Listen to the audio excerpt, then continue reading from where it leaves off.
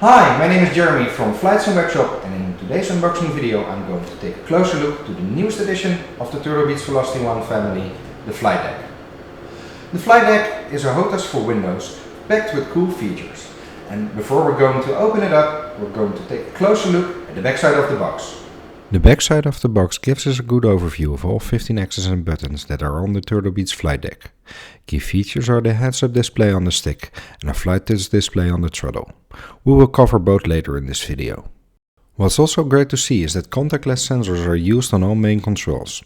This means that both the throttle and the stick are equipped with magnetic Hall effect sensors, which are highly accurate. The HOTAS is fully customizable with the VelocityOne Hangar App, which gives you the control over the displays and the lighting of the set. If we open up the box, we see a well-packed flight controller. The stick base, stick and throttle are all packed in plastic, and we also see a box with cables and a quick reference guide. Unwrapped, the solid stick base, throttle and stick appear. Our first impression is that it looks nice and our eye is immediately attracted to the big touchscreen on the throttle. The throttle has a large base, which is good for stability. The throttle handles themselves have a decent size and feel comfortable. On the throttle you can also find a flap lever, different push buttons, knobs and a big flight touch display, which can be customized to your liking. The throttles slide really smooth. If you're flying single engine, the throttles can be coupled together. With a push on a button, the two throttles are separated for dual engine control. With another push on the buttons, the throttles become one again. If we take a quick look on the base, we see a gear lever, different types of switches and a rotary. There's also a 3.5mm jack for headphones, but I think most PC users won't be using this. The flight stick can be easily fastened on the base by screwing the stick onto the connector. Important is that you do not over-tighten the connector. Zooming into the stick, we see the heads-up display, or HUD in short. You can find the information on the HUD during your flight, such as turn position and a timer. Looking downward on the stick, we see several buttons and head switches. The stick has the same comfortable feeling as the throttle. For the FlightDeck, you'll need two free USB ports, as both stick and throttle have their own USB cable. They are easily connected by putting in the USB side into the controller and the regular USB plug into your computer. And with the FlightDeck connected to your PC, it looks like this. The heads-up display on top of the stick looks sharp and RGB lighting is adjustable. The stick has twist functionality, so you're able to control your rudder with this stick. Let's turn the stick aside, as I want to show you that the stick length is adjustable for people with larger hands. Just push the adjust button and pull the stick upwards to increase stick length.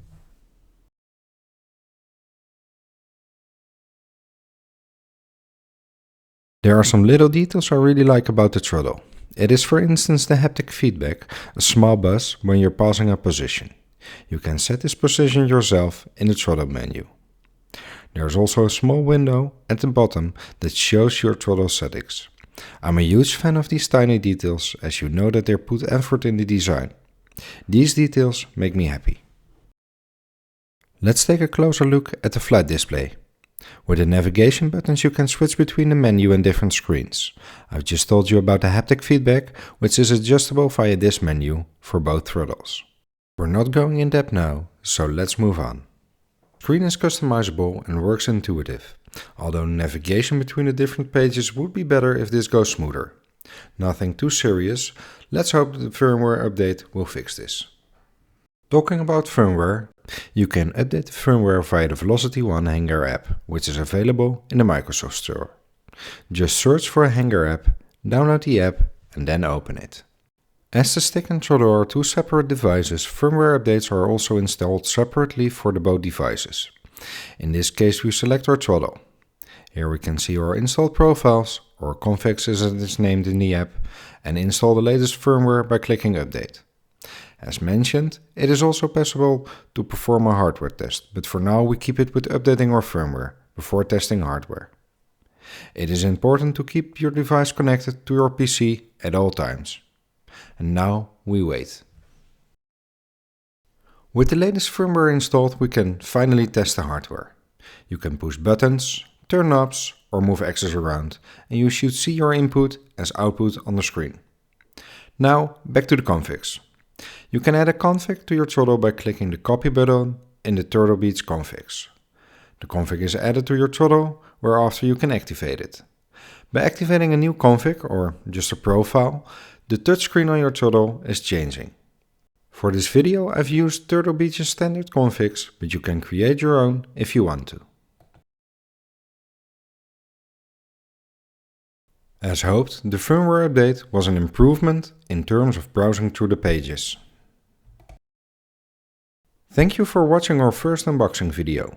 We hope you've enjoyed it and it gave you an idea of what you can expect of the TurtleBeats VelocityOne FlightDeck.